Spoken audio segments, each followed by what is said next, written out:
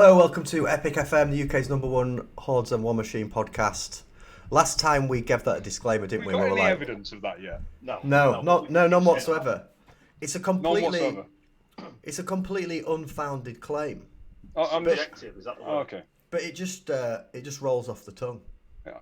#1 podcast on a Sunday evening.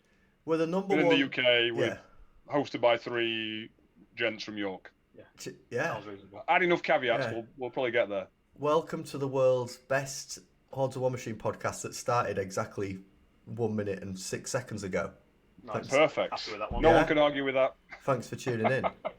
I'm Paul. Do you remember? I was thinking back to our old intros, and we used to be like, "Hi, I'm Paul. I play Legion and Menoth." But we don't even do that anymore, do we? We're like, we're people. We play games. You know. Yeah.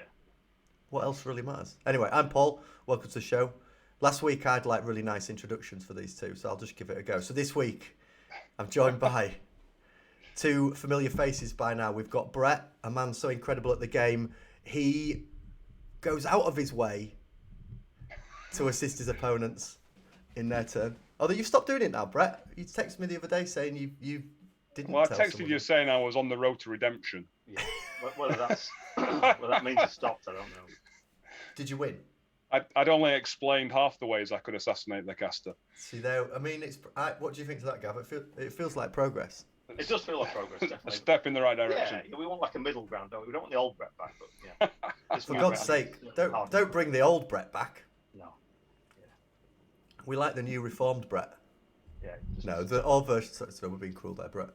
All versions of Brett are fantastic. And we're also joined by Gav Beckett, a man known to build communities in areas that he doesn't even live just by his pure charisma and personality. You've built metas and club, just purely upon your mere reputation. People have flocked to other areas just to get away from me. That's nice. Yeah, no. In fact, you have done that, haven't you? You've driven people away into other metas and kind of spread them. You kind of infect. Yeah. That spread your seeds. No. Spread your seeds. It's not right. It's not right. All right, welcome to the show. That's a lovely introduction that I've provided you both. Straight off the bat, I'm going to announce the winner from last week's competition.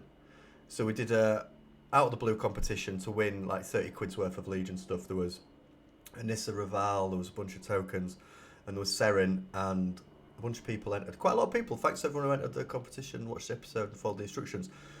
Some of these people are from Australia, so So you're praying they don't win? let's hope we don't see James Morehouse's name in a second. As much as I love James, he's a lovely guy. We've met him at multiple WTCs. He's a great guy. Is he coming to the WTC this year?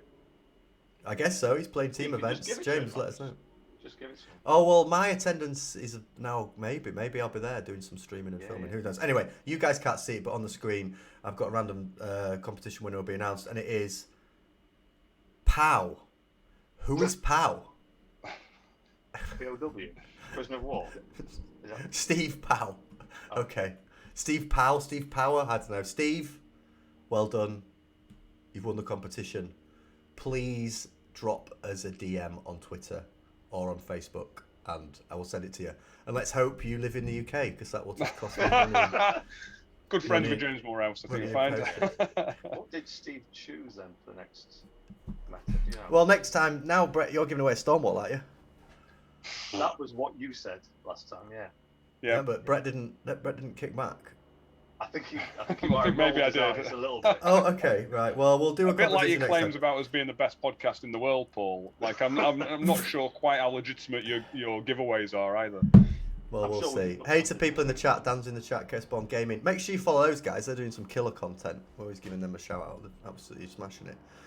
Dan says, hey guys, it's been a spicy community weekend. Yeah. Spicy. Vindaloo spicy. Vindaloo spicy. Before we get... Do I need to make up a new scoring scale? Yeah. No, I've had enough of them. Toilet roll in the freezer. Is that one of them? Yeah. Yeah. Well, you can if you want, mate. Do you know what? It went all right in the end. I guess Mr. Cargill was even using it. Perfect.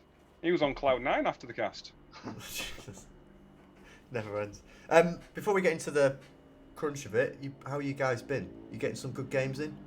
You having a game after this, aren't you two? We are indeed. Yeah, we are. Yeah. So You've I been think we'll just say, if it gets a bit late, we'll just say Brett won, and we'll just call it that. It always gets late because you don't know how to use a bloody clock. No, I've brought a clock. Oh, right, okay. Well, spoiler: Brett wins on clock. What's the point? Turn 3. Turn Yeah, 3. just don't get assassinated. Basically, if you're playing Gav, turn 2, just don't get assassinated. Don't even do anything. Turn 2, just be like full camp, You block line keep of sight saying over that to I'm an you. assassination player. This is just not true. I've never been that guy. I never have. So it was for What the Welsh, is it? literally, just for the Welsh. Someone's put in chat, Cargill. Oh, is that Stu? Double monkeys in 7th cloud. I've already got my game plan for this evening. Turn 2, I'm just going to killbox myself.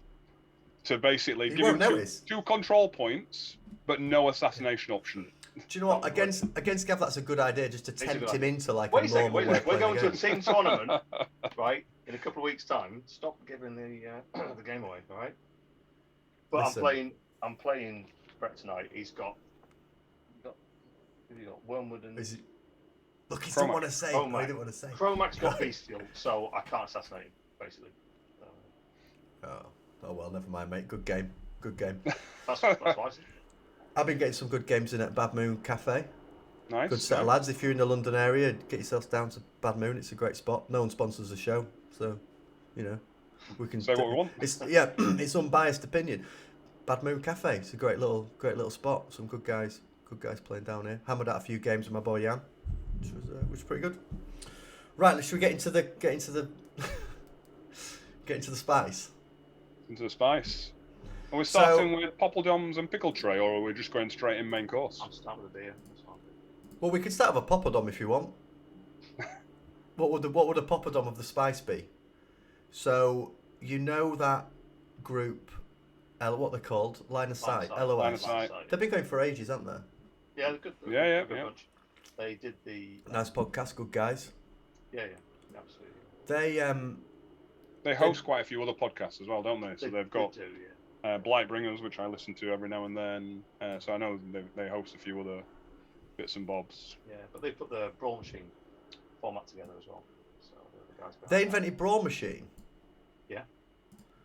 Interesting. Uh, That's a good contribution to the community, isn't Absolutely it? Absolutely is. Oh, awesome. Yeah, it's good. Yeah, we played a few games of that, so it's really good. Yeah. So they wrote an article, didn't they, that went up. They put it up on the Facebook, which talked about what have they got on the road, basically, what's on the roadmap, what's coming up. And the article didn't really say a lot in many ways, did it? It was like, well, it doesn't look like anything's on the horizon. Yeah. It was kind of a something of nothing article, wasn't it? Because I could see what they were doing. Like, let's just get out there. Like let's try and piece together the information that pops up on Facebook and wherever else and try and map it out. What were your guys' reaction? Gav, Gav's got about 6 different arguments and chats going on now across multiple social media channels. You're gonna have to step in and do a bit. I'm gonna have to get some of my actual real life work and team involved. I think do a bit of reputation protecting for you because you've got so many. You might need to. No, I'm trying not to get too heavily involved. I haven't posted in that one, just because it's kind of descended into sort of, I don't know, people's just titting and tatting over stuff about what they're not happy with the game, which is absolutely fine. But I don't think that was the initial idea of that post. Obviously, they're just trying to sum up the stuff that they think is happening or what isn't happening with the game. Yeah. And it's kind of sort of descended into it. Yeah, the responses has lost the concentration of the thread a little bit, hasn't it? So I've just no interest in getting involved in I have to say, it's my take on it, just talking about it losing its thread and sort of some of the theme that's emerging. I'm sure we're going to get into this. In a lot of ways, it's been the first re-emergence of that negative thought and conversation that I've seen for quite a while on social media. Yeah. Like I think quite a lot of the rhetoric in that thread now, you could just cut and paste from sort of, I don't know, Christmas time, January time, hobby's dead, no one's playing, imbalance, But then it's been on this really nice sort of upward trend for a period of time that's, predominantly been quite a positive vibe and feel about the community. So yeah, I think you're right. Definitely, there has been a definite upward trend that I've seen anyway in positivity. Just talking to people and their attitude towards the game itself. But I think that people are mostly miffed off with is that the company as a whole, PP, doesn't seem to be engaging with the community. So the game itself seems great, really good. I've said several times, I think it's the best it's ever been. I've played since Mark 1. It's the most playable, it's the most fun. You can use the most of your toys you've ever been able to do, and it just seems the most rounded it's ever been.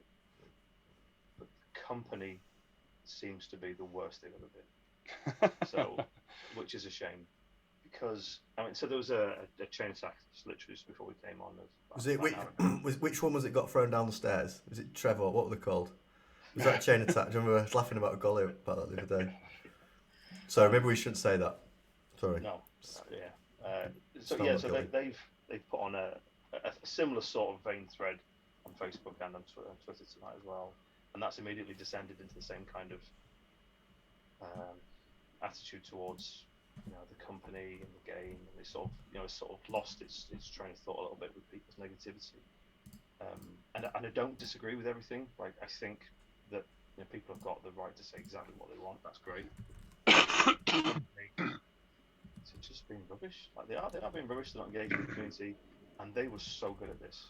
Yeah. Well, let's It's what drew people in from like the GWs and places. Like break it down a bit. I've just got up on. You guys won't be able to see it 'cause obviously got you on the other call, but I've put up on the video the sort of like the article that LOS wrote, and I'll show the Matt Wilson post and stuff. I'll try and find the chain attack comment that I'll move into the bit of screen that I'm sharing. But I guess what you're saying is there are kind of two things that play out there, and they do get conflated whenever someone gets annoyed about something. You've got like the state of the game, which is one thing, and we talked about this loads in the first cast.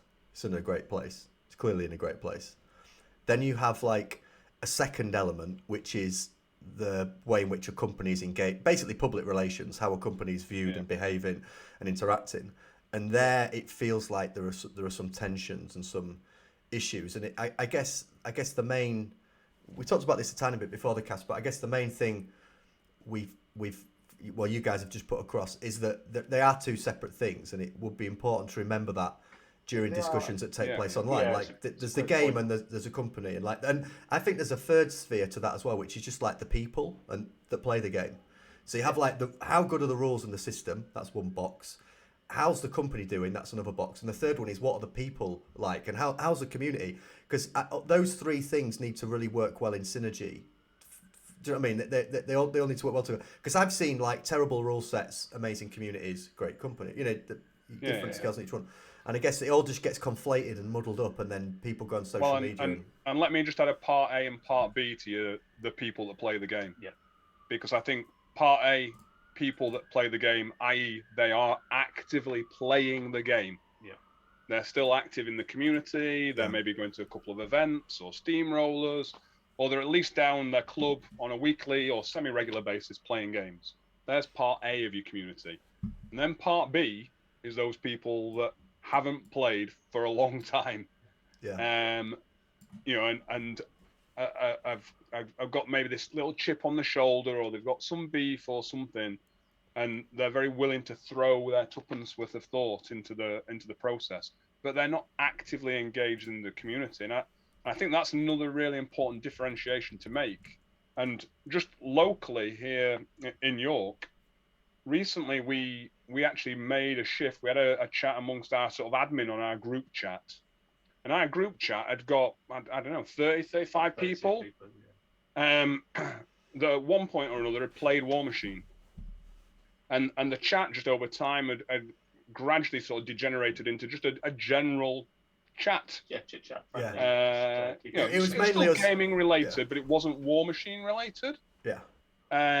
And so we made the conscious effort of actually, we started a new group and put a post into that and said, anyone that still wants to chat specifically Warmachine, let us know. We'll add you to this new group. We've retained the general Warmachine chat. But even that move has created a very different environment in the new Warmachine WhatsApp chat. Yeah, definitely. It was a good decision, I think. Yeah. Brought people back out, happy to talk about it without feeling that other people might not necessarily agree with them. And we can get into that. We can get into the second part of this. We're going to progress the chat work with to things we can do, meta-wise Yeah, and so community-wise. And obviously that's a great thing. talking But about before you get into that though, let's break this down a bit. So these are the things from the article, and I just wanted to look at Matt Wilson's comment. So basically, one of the things that gets bounced around a lot was like, are Orgoth going to be a Kickstarter, or is it going to be like a retail release? And just for people that don't know, those two things have quite different consequences, don't they? Right? So correct me if I'm wrong, because it's not my area of expertise or anything, but if it was a Kickstarter, then you would only be able to order it through Kickstarter, and it would come direct to you. So it would be straight from PP as a supplier to you as someone who's ordered it, right? And it cuts out all the retailers in the middle. And I guess there's always a fear when companies do. Steamforge used to do this all the time, despite them having loads of money. They would still like kickstart a product rather than just just like putting the money and their investment in themselves. And I guess, again, correct me if I'm wrong. In that there's people saying hi and stuff in the chat. Hi to them in the chat. Like companies do that to not have to put money in from the off, right? Because they can create assets. They can say we're going to do this thing.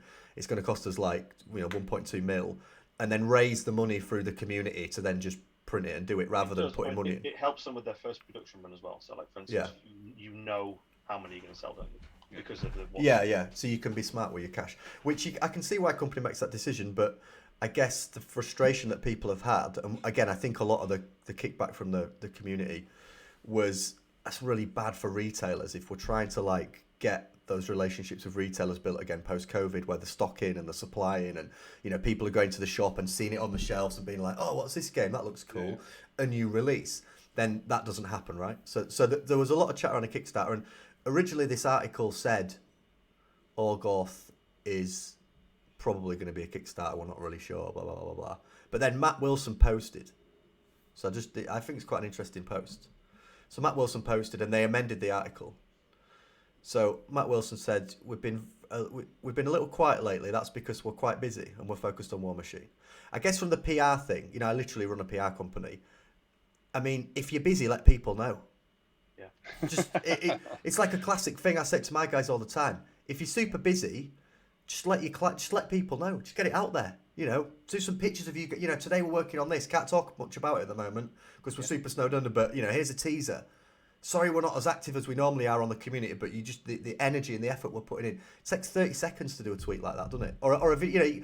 I don't know. Maybe take 2 hours and do a quick video, put it on Twitter of you saying, whatever. But anyway, I think that first sentence gets to the heart of the issue. Is if you're busy, just tell you have someone that goes on Facebook and says welcome to the new members every time there's new members. I couldn't care less who's joined such an unusual thing. Welcome to the new. I mean, I'm not saying it's a bad thing. It's good, but like if you're going to do that, also say that we're super busy. But anyway, I wasn't planning to break the news on here, but I think it's not great for the community overall to be operating under the wrong impression. So I want to at least set a couple of things straight. Fair enough. While at the time we announced Orgoth, we were heavily waiting a possible Kickstarter campaign to launch it, but we will not be kickstarting anything for Warmachine in the foreseeable future. So that's good. That feels like a good announcement, right? Yeah, I think so. I think it's a good positive announcement. Kickstarter. I think it can cause resentment. So you've got a company that's basically asking for your money. To basically cover their own overheads, and that doesn't. It's not always well received, especially if people perceive that company has the spare cash to do it. So then it moves away from what the original intent of Kickstarter was, right? Yeah. Kickstarter was for these more indie games or activities. Yeah. Like I don't have the backing behind me to get it in local game stores. The only way I'm going to get my product out there is if some well-meaning members of the community like my little promotional video, like my little shots of some models and painting, and pledge some money to it. Yeah. And that's what enables me to produce this. But for an established company to do that, put it into another. I can't imagine like Ferrari or Lamborghini kickstarting their latest, their next car. They wouldn't, would they? No. They're an established company. They don't need to kickstart something. They just roll it out at the next car show, don't they? And everyone takes photos of it, and the community does the job of selling it for them. Yeah. And it should be a similar process for an established gaming company like PP, I would have thought. Yeah. There's some interesting comments in the chat. I love this name, Besley Snipes. Besley Snipes, that's a sick name. It says, I'm in the camp of haven't played for a long time, but it's the company issues that keep me away, not the community or the rules. Be interesting to know why that is, mate. That's an interest. Thanks for the comment. I'd be interested to know why do you put the company... And, there's nothing wrong with that. That's an interesting comment. Why do you put the company before the, I don't know, maybe rules and community? That's interesting. Yeah. So this is one of the things that I picked up on that thread, and I've put in the chain tag one. Basically, this is that. So I want to play a game with Brett this evening. So I'm going to be at my house on a table in here, and we're going to play a game that I think is really cool. Like, it's really good. We're going to have some beers, some chats, some crisps, push some mobs around the table, and we'll have a good time because the game is in a really good position, as we said previously. I don't want to keep harping about that, but that's the fact about the game, isn't it? So the game is excellent, on the table playing it. So in order to appreciate the game and play it, get some friends round, meet with some mates, get your community back together, play those games and just enjoy the game for what it's for, is playing it. I get that the community thing is rubbish, like it really is with from PP, but the only way we can get past that is by playing the game and supporting the company. It really is. Like, what else can you expect from them, really? Yeah, I do get what you're saying. I guess it's just I don't know. There's this weird thing with miniature games, isn't there, where people, it can be quite a loud space, can't it? Especially with GW around, and that GW in many ways are like a PR machine. Like they used to be a disaster when it comes to public relations, but now they're slick. They're good. You know, they will, even if you don't play GW games, you probably know what the next faction is. And I know they're a monster. They've got huge amounts of money behind them, but they're always letting people know that, like, we're doing this thing next, and we're doing this thing, then we're doing this thing, and it creates that, even though their systems are awful, like they are awful. If you want to play like competitive games where at the end of the game you go, best person won, they really are. I mean, honestly, no, it's amazing. No, GW are great, and like, you know, but they've learned all this stuff, Paul. Like they were, I won't say they were in fear of PP, but PP in its height were doing these amazing things with the community, engaging. Well, they had the press gang skin. Press gang thing, but which was unbelievable. Like, War Room, all that stuff was there before GW started doing it. And I'm not saying that GW was scared of PP, but they definitely adjusted their stance to their community. They had to sit up and take notice, didn't they? Absolutely did, yeah. You know. And the problem is that the PP is now repressed, so they need to sort themselves out. Yeah, they just need to get out there, don't they? I think, and I get that's our main point. There's a couple of really good comments in the chat again. I'll just bear with us, guys. I'll just read them up quick. Mr. Speedy said, "I think some players just want to hate, and I think like all saying, if you don't have nothing nice to say, don't say it all. When I left the games for other things, I did not run the game down or try to make them." But yeah, that's a fair point. Then a nice comment about the podcast. Thank you, mate. That is kind. We appreciate that. we appreciate that. Yeah. Someone said, starting in Mark III, this is Andy. I've generally never had more than a rough idea of what's going on in terms of releases or rules updates. It's nothing new to me. Rules are great and the community is really positive, but that's more than enough. Yeah, fair enough. I guess that's the discussion we're having. Like, how far do you want to play the game for the game's sake? Absolutely. Yeah, definitely. How many of the kind of negative comments were US based? Is there any way of telling? No. I guess it's how many names you recognise or whatever is the only way for that. I know that. Well, I can do it the other way. I picked out a few of the sort of UK based guys putting up counterpoints. You know, saying the community is good, like people are playing. Pretty vibrant, so I could pick out the UK guys putting forward quite a positive foot. I think, you know, if you were to ask the UK community what our beef is, it's probably distribution. Yeah, 100%. You know, it's not about model release or you know, public relations. You know, it's certainly not about the game. It's just about getting hold of the models. Yeah. Oh, Dan's saying it was fairly split. Oh, Mr. Speedy's Martin Jenkins, my boy Martin, who, even though I go out my way to say something nice on his Facebook page about his dog, still trolls me. Thanks for that, Martin. I was like, sick dog, and he was like, yeah, he's got stupid hair like yours or whatever. I'm only joking, Martin. You're a great lad. I think you're ace. What's he got? Cockapoo? Yes, something like that, yeah. That was a good guess. We can't talk about I'm still upset about this beard. I had a shaving accident, guys. I didn't shave my beard by accident. The supply issue, again, that's another thing, isn't it? Like, we only know from word of mouth that PP have sort of made some efforts to sort out the supply issues and have got like a new supplier. But there's no posts or any information about it. I know. And that's a big thing. Shouting out. Yeah, should just be like, guys, it's not hard, is it? It takes, you know, I employ people that do like, you know, we do hundreds of tweets. It's not hard to just get someone to put a message out there. Good news for all the UK community. We know there's been some issues with regards to supply, but we've made some great progress. Can't talk about it right now, but stay tuned. There'll be some good stuff. There'll be some good stuff coming your way. Do you know what I mean? So that sort of thing. You just. But that's also EU as well. So it's not just UK. It's EU distribution. Yeah. It affects quite a lot of people. People that have, desperately waiting for their models. Shipping from the US is not particularly brilliant.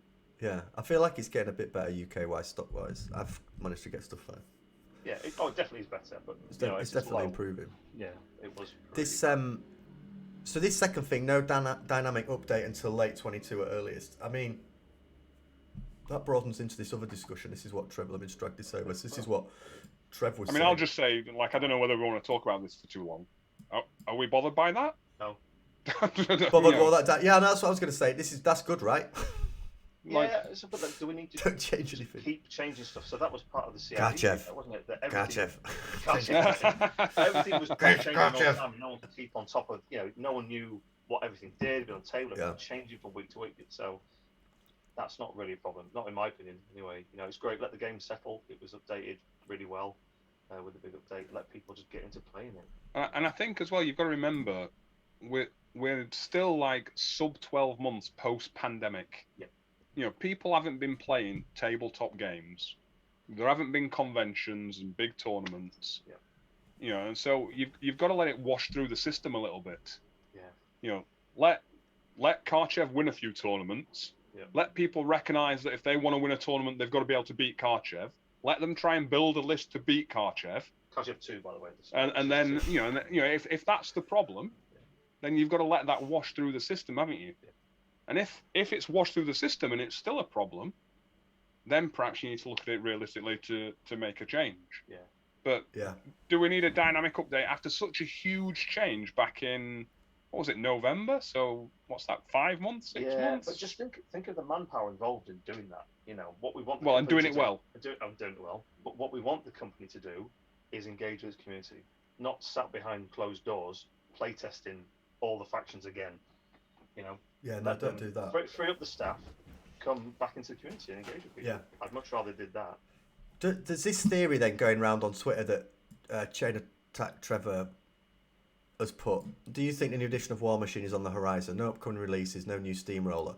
On the Steamroller point, doesn't it literally say in the pack that it's not updated till November 2022 or something? Anyway, whatever.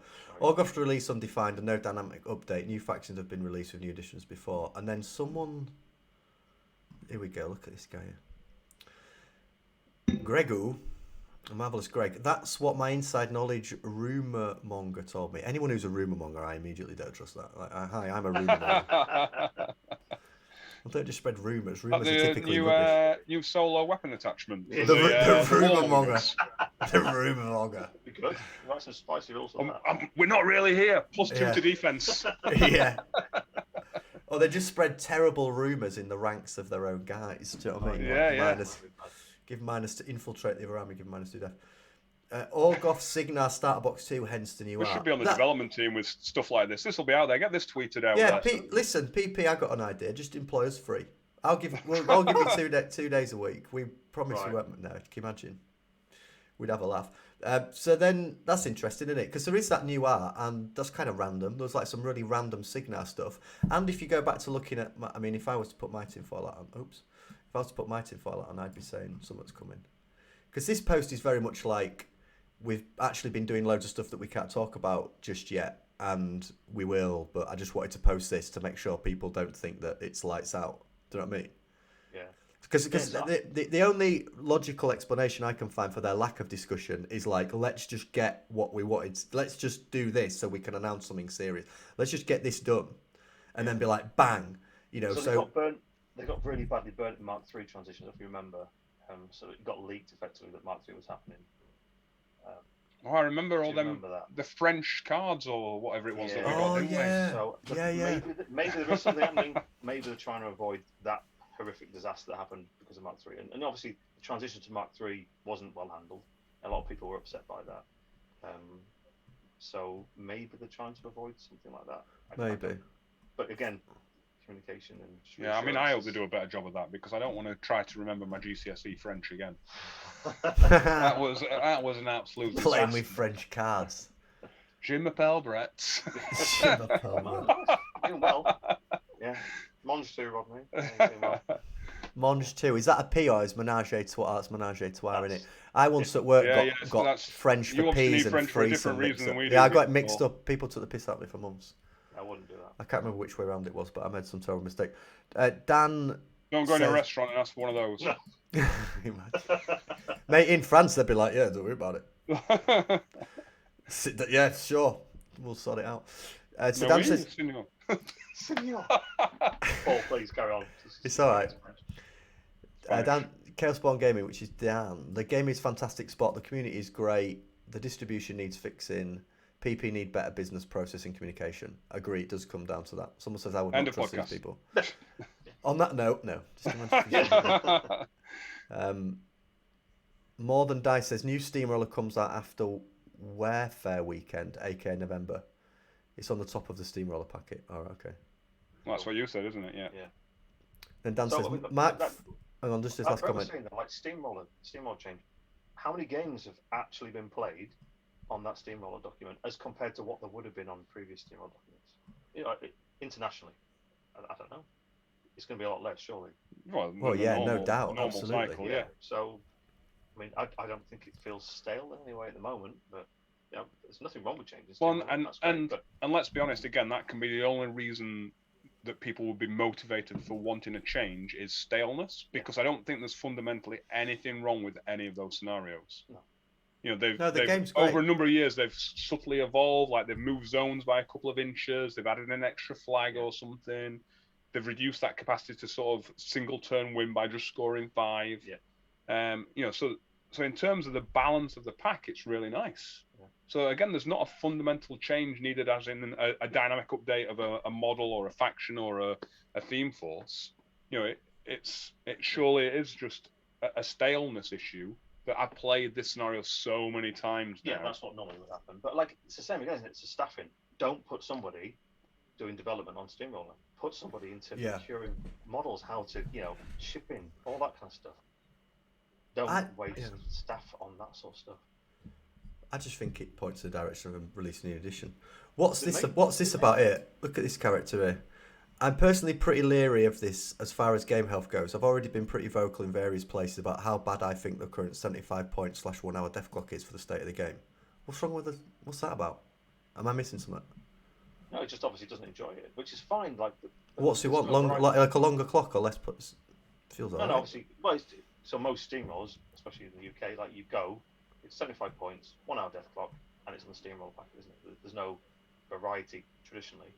But I think with what's happened with there can be variety though, can't there? There can be. So what's happened with COVID, all these newer events that were sort of these small events that have been dropping around the UK have been doing like Warmachine, doing some interesting things. In fact, this event that we're going to talk about later that we're going to is doing some interesting stuff on the Saturday before the event on Sunday. So there's the option to play other games. But I think probably what he's on about is that he's just sick of going to every event is the same, maybe.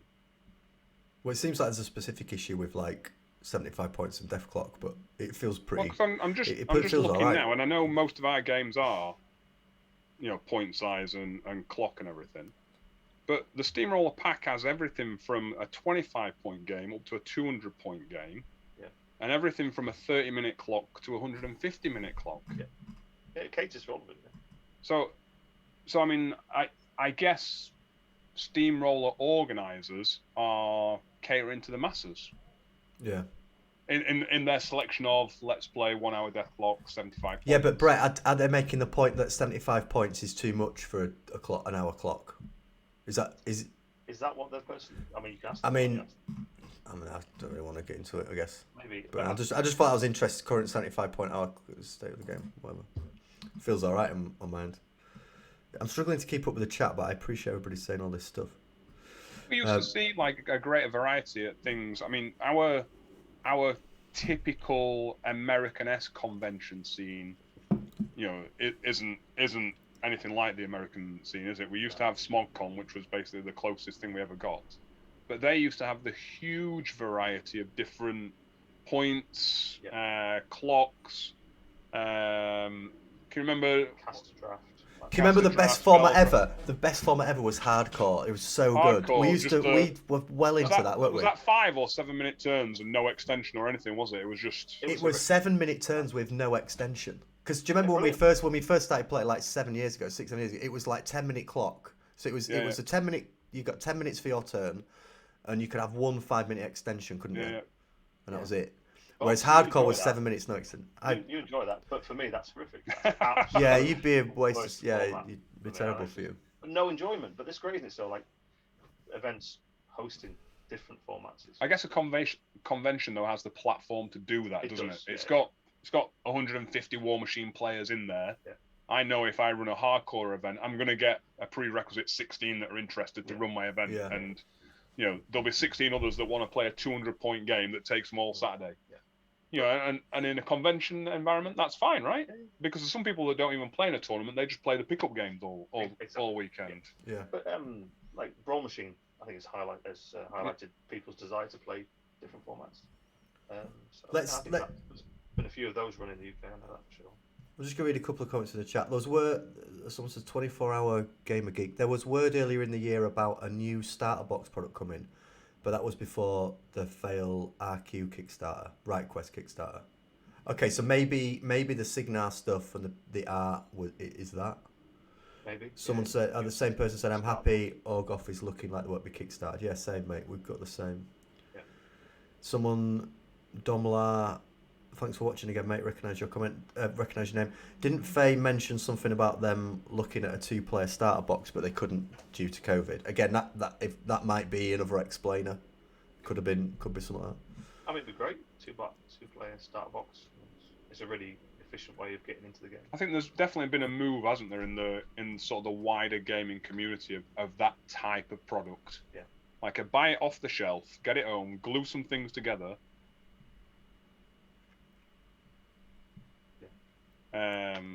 You've got it in MCP, haven't you? Like GW have got a whole spectrum of those types of boxes. I think as an entry level, it seems a sensible marketing decision. Yeah. And GW just price them. I mean, they must price them at a loss. Probably. Yeah. Does people in the chat? Get 200 points of stuff for 10 quid. And then right now you've got that 200 points. Now buy some of our actual things. Now you're addicted to this plastic. Yeah. So much chat. I appreciate everybody tuning in and chatting. Someone said, or Domlar says again, bring time turns back. Oof. Do you know what? I won't be. Can you remember time turns? That was a funny time. Do you remember when we got punished? Do you remember we got punished for submitting our list late? We played at a nationals event and we had to wait. That absolute. I'm not gonna. Yeah, that press ganger that we had a few issues with. We submitted our list late. No, it wasn't valid. It was ridiculous. It just knew that we like to do a lot of list chat and plan our list late. So there's this you got to hand your list in 2 weeks before the event or something. Ridiculous. Anyway, whatever. So me and Brett handed our lists in a couple of days late, and then he came round and took our extensions off us, didn't he? He came up to our opponents saying, "Don't let him have an extension." They handed the list in late, and my opponent was like, "Listen, I'm not bothered. I'm not bothered." But I didn't take it. Anyway, sorry, Brett. I interrupted you. No, I remember at the time. I remember us being quite vocal about the shift from time turns to death clock. Absolutely. And for me, certainly, it quite dramatically changed how I played the game. Well, because I think I played in a manner that created problems for my opponent to solve. Yeah. And basically, I'd use that 10 minutes to my advantage by just, right, unpick that, go. My turn, unpick that, go.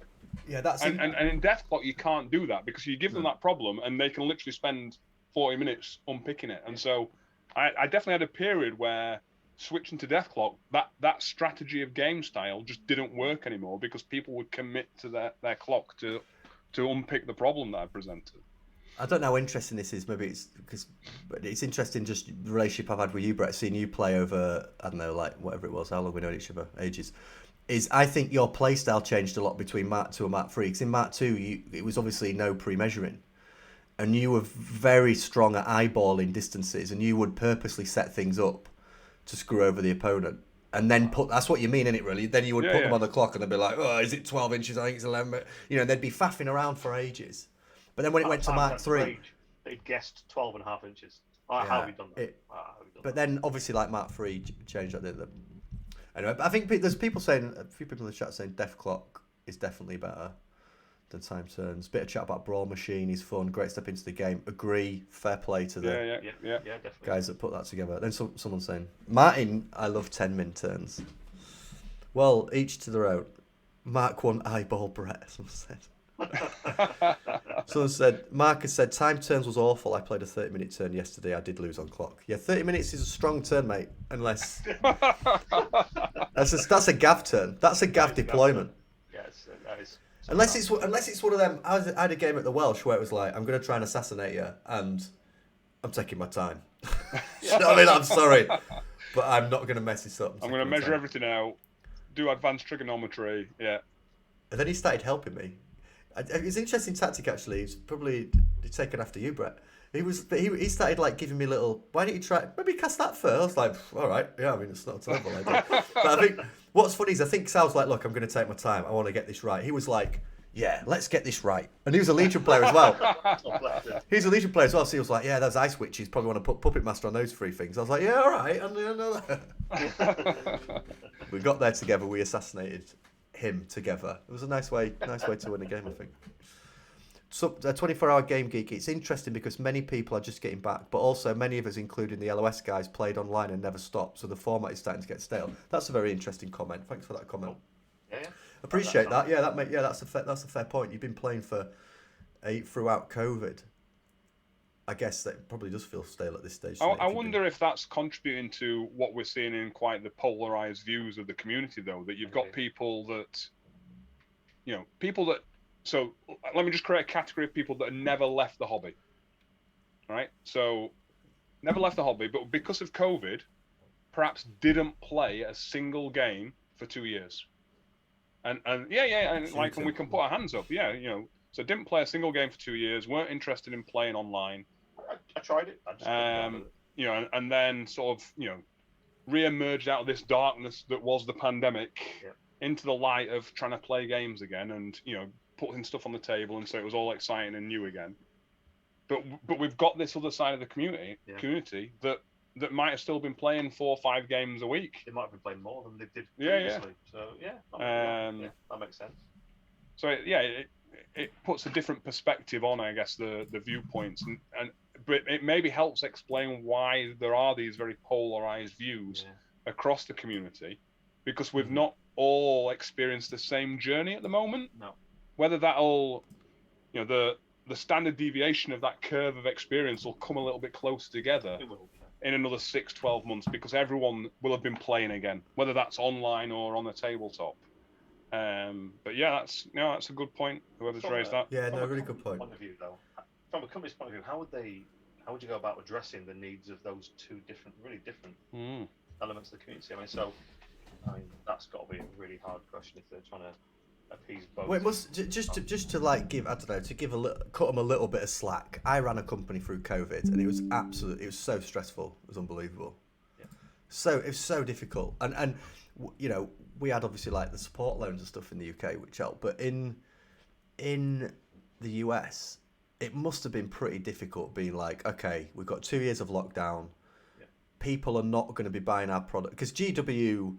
Really, you see the shares of GW went wild in COVID, which you wouldn't have predicted that, would you? That like a game and a company that rely on face-to-face interactions, socialization, skyrocketed. And it does make sense when you think about it, because you're like, okay, yeah, people just wanted to collect and build and buy when they realised the depth of what we were going into. But I would have still thought they're going to struggle. They did amazing. So it must have been scary for PP, and it must have financially have been very, very, very, very challenging.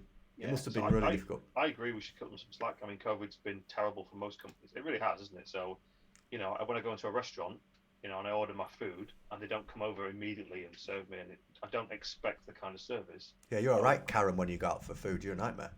Oh God, I expect the other way. They should be desperate for my business. Yeah. Okay. So I don't expect the same service I would have got before COVID. because they don't have the. I'm staff. expecting a complimentary drink when they bring over my menu and ask me whether I I'd want like them a to clap drink. when I walk in. Do you know what I mean? I want it all. Brilliant. I want that premium We've got jokers we service. don't need then, right? So yeah, so You're just but too nice. do the same with the company, you know, like there's Yeah, slack. It's I been a really think. bad time. So, but they got into problems with production before COVID. Yeah. But obviously that's then bit them really hard in COVID when they could have sold a lot of models just for people to hobby time with, like GW did. You couldn't buy them, and then they've lost some really key members of their staff, haven't they? You know, some real public faces that we're all used to. They've left the company. Yeah. And it doesn't appear to have anyone that's been sort of stepped into that role. Well, it's hard. How do you step in a pandemic? Because what I imagine will have happened, and this is obviously all hearsay, it's pure conjecture, is I imagine financially they probably had to cut back. Like I don't get, unless they had mega reserves, I imagine they were saying to people, look, it's part time. We cut. I imagine it was difficult to get a company through COVID. So it's also then difficult to motivate staff to start building profiles. There's no conventions you can get to. Like we remember Will. I mean, we met them all, didn't we? We podcasted with them. Yeah. We met Will, and I even met some of them when I did some stuff with Steamforge and was working bits and bobs for Steamforge many years ago.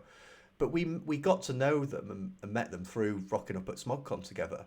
Like seeing them, getting them to know as people. And I guess it is deeply challenging in COVID. And I guess as a company, they're probably only just coming out the other side of that and being like, okay, what does the community look like? Where have we been at? What's going on? I imagine they're just starting to rebuild.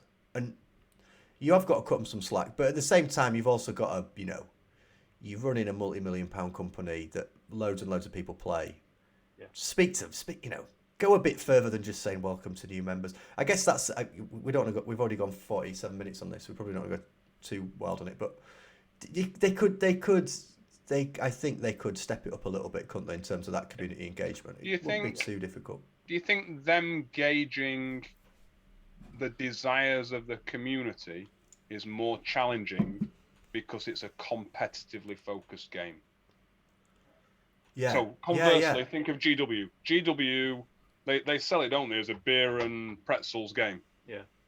We don't care if it's balanced. We don't care if it works out. All we care about is you guys putting all the things you think are cool on a table, playing all afternoon, rolling a million dice, and having a good time. But that sounds like a much easier audience to appease.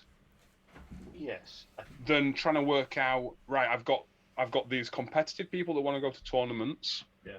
I've got these people that like going to the club and playing club games. I've got these hobbyists over here. I've got, how do you balance the satisfaction of all those different components within a community? That must be super challenging. Oh yeah, it's incredibly hard, but obviously it's there. Yeah, it must be super difficult. Their interest to sort that out. Let me just jump up on a few comments in the chat, and maybe we can. There's chat.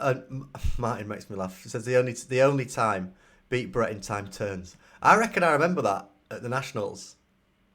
I reckon because I vividly remember like one of the first events I ever went to. Maybe the second event, but was it at Birmingham?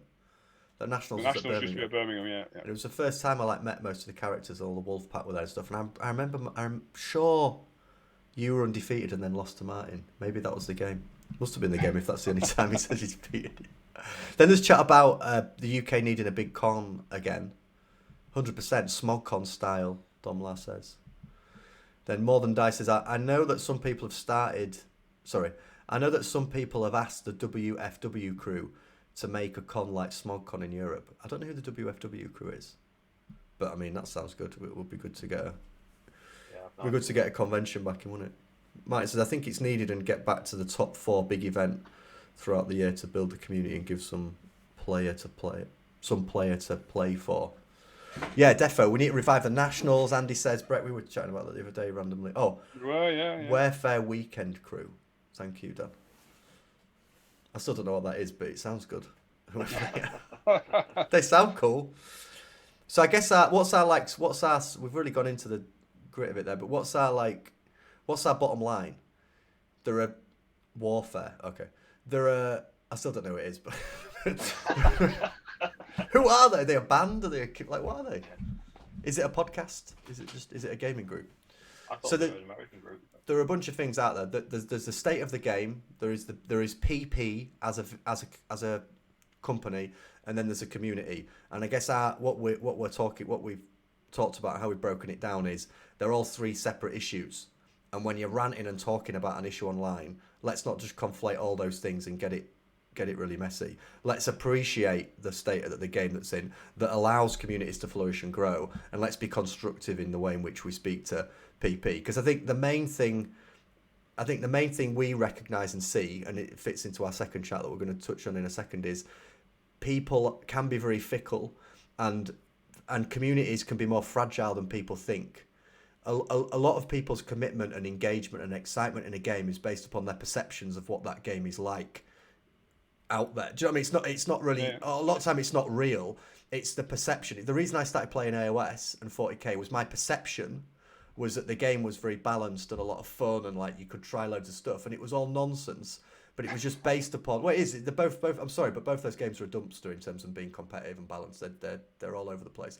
But the way in which the game was talked about online in the communities kind of felt like that. So I think, although it's started to waver a bit now, and a lot of people are moving out of that game system out and into other game systems, as they're like, wait a minute, this isn't as balanced as I thought. But I guess there's just like a responsibility, isn't there, as a community, and particularly those more like old school members of the community, maybe even LOS, this is an interesting reflection for them, is the community can still be quite fragile. So when we're talking about the hobby and engaging with some of our frustrations, just maybe bear that in mind.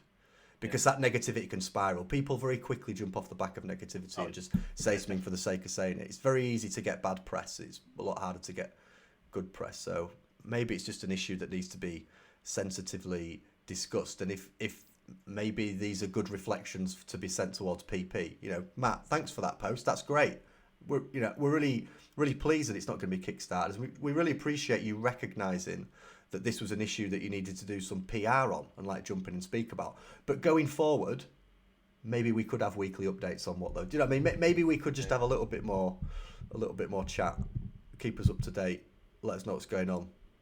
Maybe let's start to learn a bit more about the people that do work at PP and what they're up to. Let's do some videos. Let's see some faces. Let's get some discussion going. Maybe that. But there must be so many impromptu photo opportunities in a company like that. You know, here's some of the guys down in our painting workshop. Oh, defo. What they're working on this 100%. week. Here's some guys in our 3D modelling, and people are interested in that. You know. Yeah. 100%. It doesn't need to be anything great, does it? It's just a picture of a guy on a computer, let us try and work out what model it is. Exactly. It's interesting. Well, just maybe some of it, but it's interesting what you said, Gav. That PP were ahead of the game when it came to GW with things like War Room and like the way they, the press gangers, the press ganging stuff that did was really slick. And then they've just taken them off the ball. And GW is a little bit of a different beast now. But now that's exactly what GW do. They do sneak previews. They send a little picture of a model, bit of a model. You have to guess what it is. Yeah, amazing. They've got they've done this stuff. Riddles and sort of writing stuff in the language from the fluff, so people could try and interpret. Oh, to try and translate it, didn't they? They used to give you the spells and the little thing. And all this stuff, I think, needs to come back because it was what people really enjoyed. You'd be looking forward to that insider each week, going, "Oh, what's going to be on? What's going to be on?" And it would create interest in your local meta. Yeah, people were chatting about it. People were chatting in forums. Because they need to recognise that knockdown. Because if you think about how we all interact and talk to each other, we have multiple WhatsApp groups. We just share pictures on WhatsApp group. We're chatting all the time about the game. So like even those tiny little things. Do you remember when we found those Signar pictures? They were in multiple. We're sending them around groups. Oh, look at this, lads. Look at that. Just like a tiny little thing has such a trickle down effect because of the nature. We just all communicate with each other all the time, aren't we? Yeah, but it feeds into positivity, doesn't it? It puts a positive attitude to people rather than focus on the negatives, which unfortunately. Well, and we got that little Signar Jack, didn't we? And immediately people were like, oh, "What speed do you think it's going to be? It's got a shield. It's going to be armor 21. It's got is that a reach weapon? Is it not a reach weapon?" But that was, like you say, that was in our WhatsApp group. It was in the Flail WhatsApp group. It was on Leeds Facebook. It was on Barbara Facebook. It was on Hull Facebook. Like the whole regional community were talking about it. Yeah, and it was just one picture. Some interesting comments again. Okay, so that group, the Warfare guys, they do the invitational and a bunch of stuff for PP. Okay, that makes sense. Mort Mortellitas. I'm really sad. I'm sure that's not your real name, so I'm not going to apologise for saying it wrong, because I'm sure that's not your actual name. If it is, well, I do apologise. I think everything you've said makes the next 6 months to a year very important for PP. I think that's an interesting reflection. It does, doesn't it? Next 6 months to a year, I agree 100% with that. Super crucial. PP, just grab the excitement and the engagement. Just grab that and run with it. It'll do great. Just utilise that. People are like you've got a pair. That's all I'm gonna say. Run a company like you've got a pair. That's the line. That's the line. Okay, cool. That's your podcast title right there. Yeah. People will think that we're going on hard with that as a title, but that's fine. So that comes on to our second. Thanks everyone in the chat for taking part in that as well, and obviously keep chatting to us as we talk about the second thing. It'd be interesting to hear from the chat what has worked in your metas or what you've tried. But the thing we wanted to go on to discuss was how do you build, nurture, and create metas, gaming groups?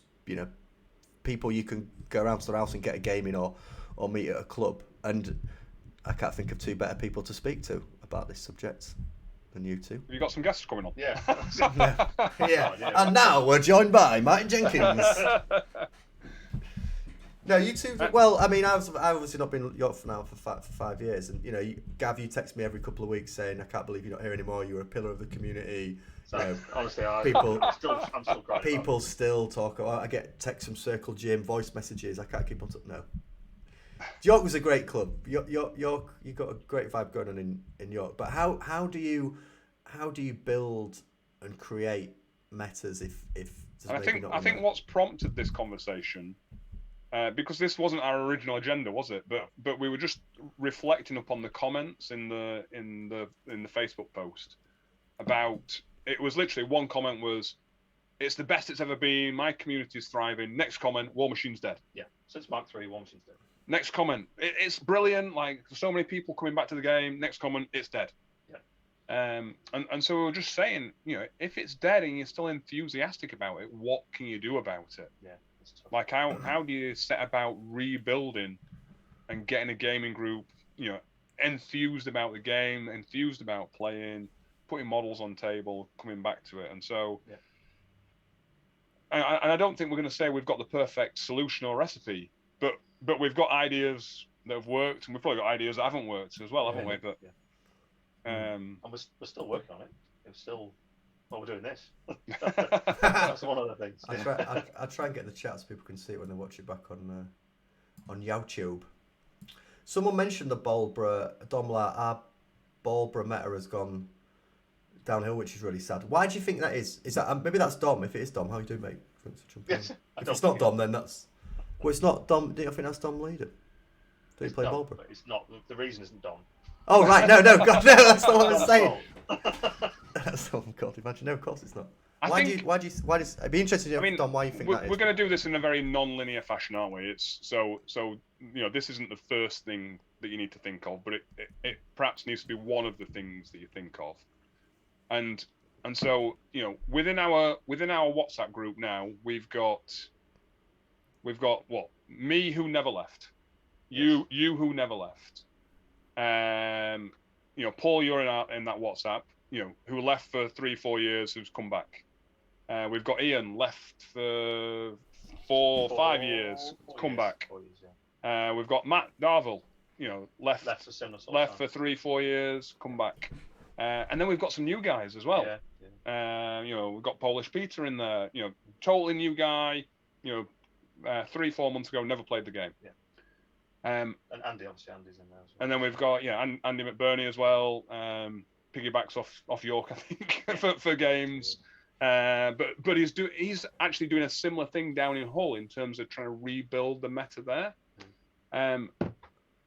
So the first observation I'm going to make, and I think this is a very personal reflection, with quite a mature perspective on it, is how I play the game as that person that never left. Yeah. I can't go to the club with my WTC lists. And as much as I love to be practicing those lists and playing those lists and getting table time with those lists, if I do that at the club, Ian and Matt and Peter and these guys that we've got enthused about the list. They're buying models, getting them painting and everything else. They're going to come down. They're going to get smashed twice, 3 times, and they're going to walk away again. Yeah, absolutely. Not if you help them. Sorry. So either I talk them through their assassination run so they win, GG, or I've just got to play something completely different. And I think a lot of that has led to me playing factions perhaps that aren't my primary faction, lists that certainly aren't necessarily what I'd consider, well, certainly not optimal. Whether competitive or not competitive, you could question mark.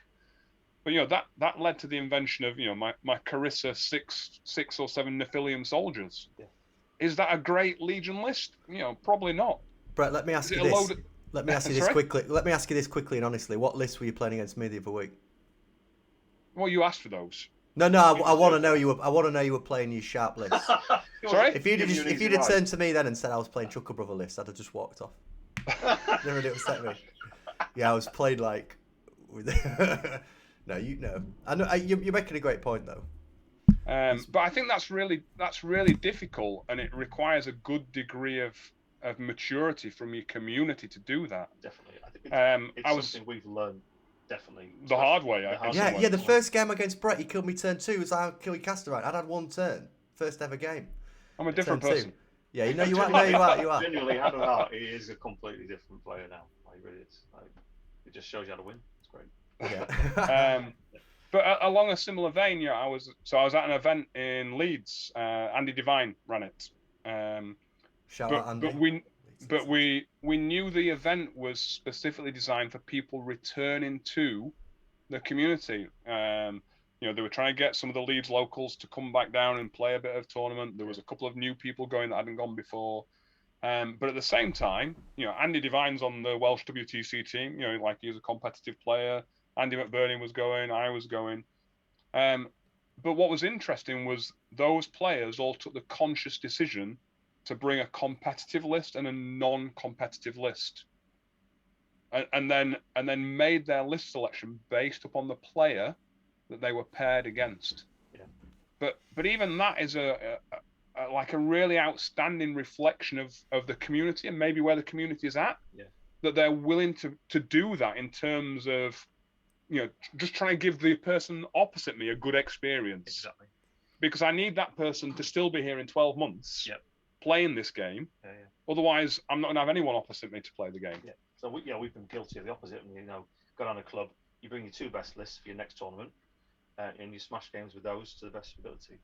And the person on the other side of the table could be doing the same thing. That's great. Everyone's happy. But that other person that you're playing against isn't interested in that tournament and isn't particularly happy that you've just smashed the face on turn 2. Oh, it's Andy that's in the chat. All right, mate. Just give me a lead. I knew it was Andy. I didn't know it was Andy. I should have worked it out. Andy OFD.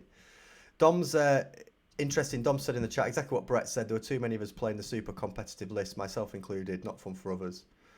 That's why Barbara went downhill, in my opinion. But it's not it's something we learn from, and next time we can play this competitive list. Yeah, honestly. Just let them know. Just let the guys know. Do you know what I mean? Just be like, sorry, we're. Yeah, you have. But just being upfront. So if you've got a game organised with somebody and you know that that's not a competitive player, just say to them, look, I've got these 2 lists that I'm putting together that I want to practice for an event.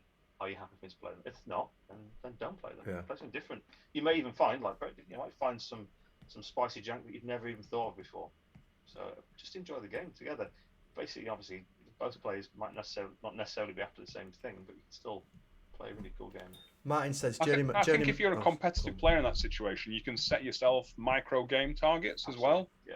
You're like, all right, how do I just, I know my list isn't an optimal tournament list, but how do I just manage scenario really well in this game?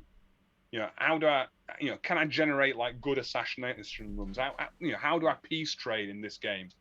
You can set yourself those little micro targets so that there's still real benefit from the game, even though it's not an extra repetition with that list that you want to take to a tournament.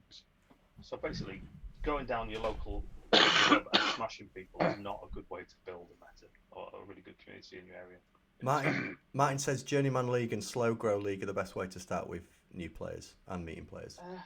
Well, I don't know whether the Brawl Machine has replaced that a little bit. I think Like the so. Brawl Machine has been super good, I think. I think it meets in the middle. So I think the Brawl Machine meets in the middle for both sets of players. The journeyman sort of slow grow leagues can be a little bit stale for people that have been playing for so long. Whereas the Brawl Machine can kind of tick boxes for both more experienced and the beginner players. What about this for comment? This is not one in the chat, just a general reflection I had. Is there something about Warmachine which attracts those players that do want a much more competitive experience? So how much? Because the reason I asked the question is at the York Club, it got pretty competitive, didn't it? Like there were a few people that were like, I'm just playing this. Yeah. Well, maybe AJ, rest in peace. We miss AJ. We're going to do a fucking event and we're all going to wear dragon jumpers in memory of that kid. We love him. Loved him. Great kid. And he would just turn up, mind you, actually, he did, having said that, he did want to win. AJ would be like, I'm just playing this thing. And then I'd be like, oh, okay. Yeah, he's got a serious all of a sudden. But I guess the point I'm making is the experience I've had at playing at the clubs is it tends to attract the players that like, yeah, no, I'm taking the best list. I want to win. I want to get better. Versus the more fluffy GW. I'm just going to throw some Space Marines around. Or is that more my experience?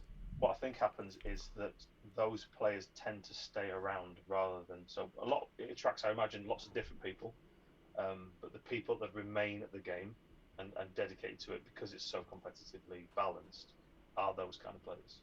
Yeah. And they can possibly push out the more fluffy kind of players. People that just want to play, slow grow leagues. People that want to play some sort of narrative campaign, they can get shouted down by the more sort of competitive elements, and I think that's probably why you've got that perception is that it attracts more competitive people. I think it's just because the competitive people that stay at it, they survive through the. Well, but the rule set naturally appeals to them, doesn't it? They can see that it's clinical, it's clean, it's. It does, but I think the sort of people that Paul's talking about the world itself.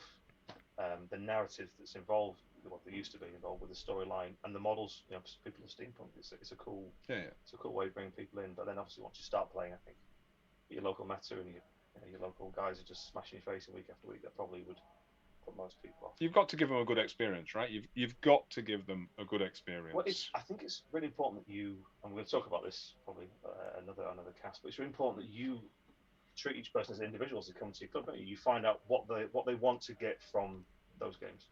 What do you want to get from this hobby? Are you down here to be super competitive, or are you just here because you really like the fluff? You want to talk about that character and you want to play that character because you really love it. How important is it to have like people really take responsibility for helping grow a club and like put some kind of system in place to do that? Do you know what I mean? How important are those characters? Way more important now that the press gang's gone.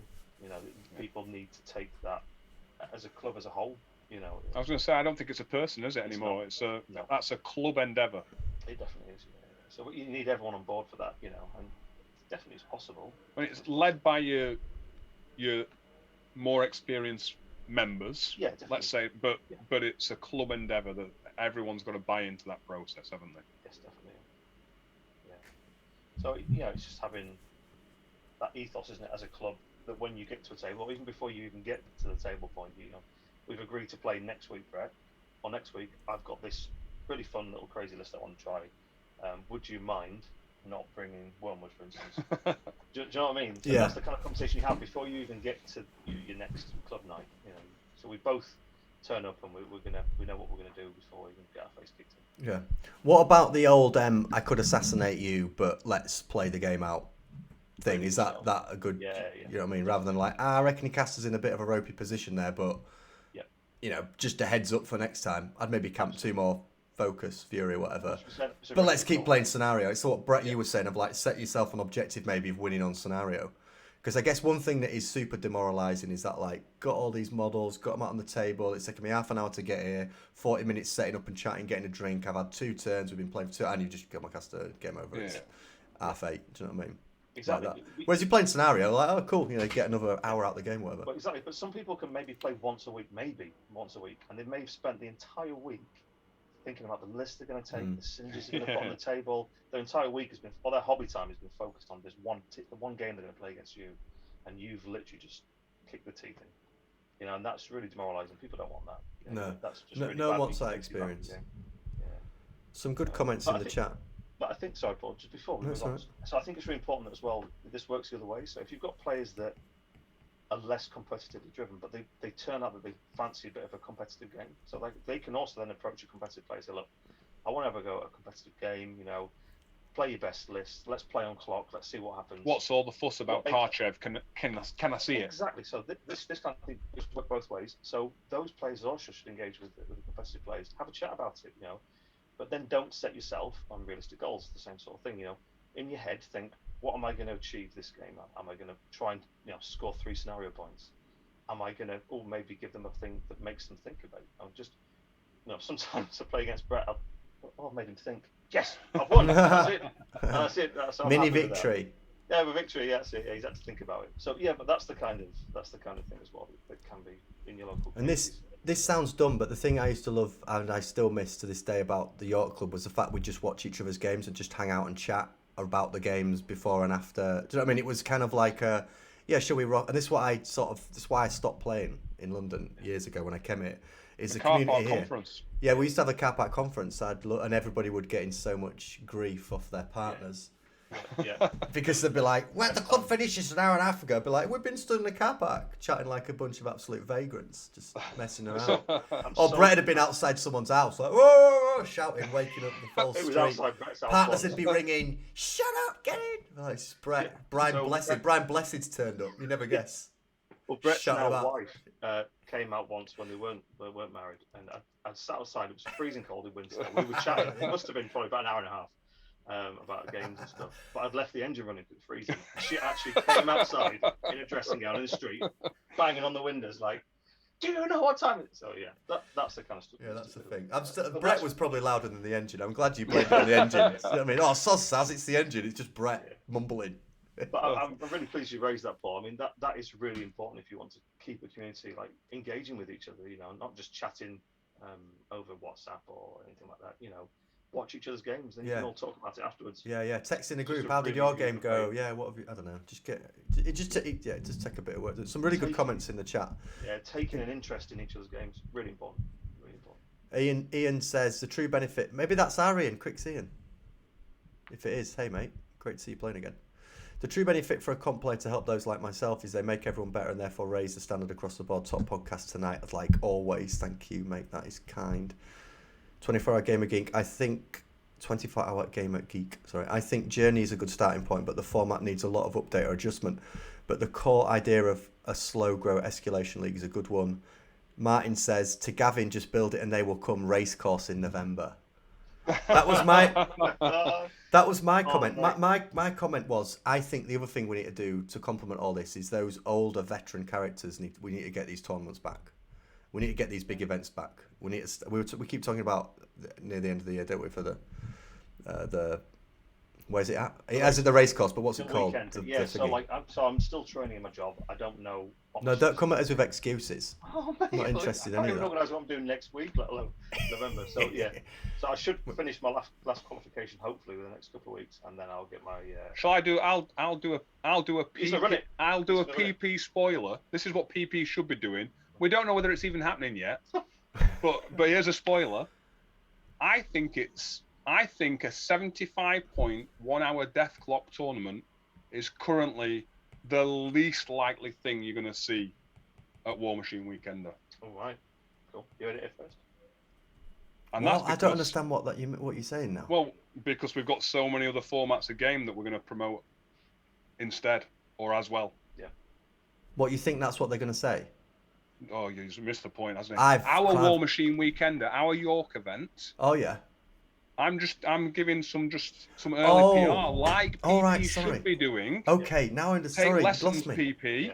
Yeah. Drop some hints. Build up a bit of atmosphere. You know, we're there's all sorts of plans. There's all sorts of plans. 5 months out, but here's a little spoiler. Try and work out what this is going to be. Boom. So, do you like bingo? There's one. Bingo. Do you like bingo? Do you like bingo? And I don't mean bingo. Yeah. Well, that joke's going to be lost on everyone without children. Sorry. Yeah. Right, I've got one question from the chat and then we'll sum things up because we've been going an hour 14. That's a solid amount. Dom says, to further on to this point, how do you entice new people into your gaming community? Yeah, that's a good question. How do you get the new characters in? I think that's a really massive topic that we Is that for another time? address. Yeah, I think that might have to be. I mean, what a great question. It is a good question. But I don't think it's a question you can answer in 5 minutes. Nope. Because and also Like and subscribe. That helps. Like and subscribe. Tweet about it. if that was an easy question, we'd all be doing it, right? Yeah. You know, if it was an easy question, an easy fix, you know, we'd have a little checkpoint list. Here's the 5 things you need to do. Boom, boom, boom, boom, boom. Yeah. Do all 5. Sit back and watch 20 people come to my club next week. Yeah. I think we should pick that up. I think we should pick that up. Based on our previous discussion, the one thing I can say is that we would be easier if we had the help of the company behind us. So it would. I guess that's our main message to a minute. Come on, help us out. Yeah. Just do a little bit of PR. You know, even if you can't really announce anything properly for a little bit, if you've got some plans at least. I think. Well, go on. You know, a positive voice. Someone who's interested in the game. If they go on Facebook and they're like, oh, I wonder if there's a Warmachine group. There is. Oh, great. Let's enter the Warmachine group. Let's see what this game's all about. Yeah. Like, you know, that Warmachine group needs to be positive. It does. Yeah. Oh, I wonder if there's any Warmachine podcasts. Let's have a little look on Spotify. Tap in Warmachine. Let's listen to a few of these. Well, the message coming from those needs to be about a positive, vibrant game. You know, it's well balanced. The community is really nice. Oh, cool. Well, let me look up some events. Is there any events nearby that I can attend? Yeah. You know, let me just go and watch one or chat to someone. You know, and like so. There's, you know, there needs to be a sense that it's like a positive voice and a positive community, and just get out there. Feel about it. One thing I've noticed at Bad Moon is the past 2 times I've played at Bad Moon, someone's come up and gone like, "Whoa, what's it? Are you playing Warmachine?" Yeah. Oh no, where's there was a guy when me and Jan were playing the other day. This guy came up and spoke to us for a few minutes, being like, "Oh, I used to have some trolls. Oh, that's cool." You know, he was just kind of chatting, asking questions about the game and stuff. And I think that playing at each other's houses is obviously it's nice, chill vibes and stuff. But if you're in an area where there is a gaming club, getting out to the gaming club is just showing people that this game exists. Playing with your models painted obviously helps a bit. I was just going to say, I think painting's a big part of that. Is, you know, make the game look appealing. Yeah. When someone's walking past and you're at a gaming club and there's a load of other games going on, you know, they need to walk past a table when like, oh, these are nicely painted. Oh, what's that? That's you've got a robot that looks a bit like 40k versus what's that? Like a wolf holding a sword. What the hell's going on here? No, that's just Gav. That's my opponent. He's dressed as a Viking sometimes. Yeah, dress nice, look smart. Do you know what I mean? Bring people. Yeah, no, it's true. It's true though. But don't be so absorbed in your game that everyone's heads down. You know, pause the clock. Pause the clock. Pause the clock, and then I've got a couple of comments, and we can those people come along, talk to them. Yeah, talk to them. 24-hour Gaming Geek. PP needs to diversify their format, not stick to 75-point steamroller. Mark says, with new players, when they ask where to get models from is the hardest question to answer. Feels like that's getting we've talked about the supply thing a little bit, haven't we? Maybe that again. I feel like that's a subject for another cast. Is like how to get models in the UK. Do you know what I mean? Like if you start in the game, what's the best way to get some models on your table? We haven't got time to talk about that. Now, someone said, moment of clarity, steal them from 40k, for example, showing how balanced and fair Warmachine Hordes is. It's a good shout. More Than Dice, this is a good comment. The Tried and True crew did a podcast on building back their meta and made some really good points. They also seem booming with players. More Than Dice, whack the link in the chat. Or maybe I'll put it in the comments, actually. I'll put a link to that cast in the comments. I'll find it because we'll watch that. 3D terrain on a mouse pad mat is good for the eye candy. Yeah, terrain, having a little bit of 3D terrain is a good shout. Yeah. Wicked. I feel like we got into the detail of that in a good way. Thanks for... unless you guys have got any other points to make on that, I was just assuming. I was just covered as best we can. I mean, it's a really complicated topic, isn't it? And obviously people get really worked up about, something they really have invested a lot of years in. Bring back tournaments. That's my main thing. Come on. Let's get some events. On that note, though, what have we got coming up next? Where can people? Where are we? We got a tournament in 2 weeks, Brett. Is it 2 weeks? So in a couple of weeks, Walsall are running a little, 2 one-dayers over the course of a weekend. They've got a standard steamroller on the Saturday and then a team event on the Sunday. Looks like the team event's going to be well attended. I think we've got all 3 English WTC teams. I think we've got the Welsh WTC team. Yeah. And then we've got a few teams of scrubs like ourselves that are rocking With Circle up. Jim, who's not played for absolutely ages, but I absolutely cannot wait to hang out with He him. literally wanted to play for 3 years. And I cannot wait to see him. So that's in a couple of weeks. Then I think there's a couple of things going on over at Liverpool or Liverpool Way. I think there's something going on actually in Liverpool the start next month. Then Wargame Store are hosting a steamroller, doing the alternate casters. That's Paul Sheard that's hosting that the weekend after. So there's things going on all over the place. Yeah. I think Andy Devine's just posted up the next Leeds event. That's also again like a beginner, a new sort of player focus. So he's split that. Yeah, he's basically running a little tournament for where you can. I don't know what he's called it. Whether it's just a fun tournament and a competitive tournament, or a new tournament and experienced pros, or whatever it is. But the idea being that if you're returning or newer to the game, you can identify that and go in one half of the draw. Yeah, so that's Patriot Games and Leeds. So there seems to be loads of things going on. I guess you've got something down in Wayland, I think, this weekend. I think there's a tournament in Wayland this weekend. I'm not going. I was going to go maybe stream some games there. Yeah, I'm not going to try and pretend that I can remember all the dates for stuff. Check out the UK Warmachine and Hordes group. I guess is the best spot for games, but for tournaments that are coming up. But yeah, there's a bunch going on. I'm looking forward to that 2-dayer. We're playing on the Saturday as well, aren't we, Brett? Yeah, so the Saturdays, I think it's not just a steamroller. There's a vote currently going on at the moment to try out some different formats. So nice. Not 75 points, not 1 hour dead clock, some different. We should probably buy a ticket to get involved in that vote. We should buy a ticket. If the organisers are watching, I'm going to buy a ticket. Sell them all. Was down on the reserve list to be confirmed. Buying a ticket, honest. Yeah. We've just not got.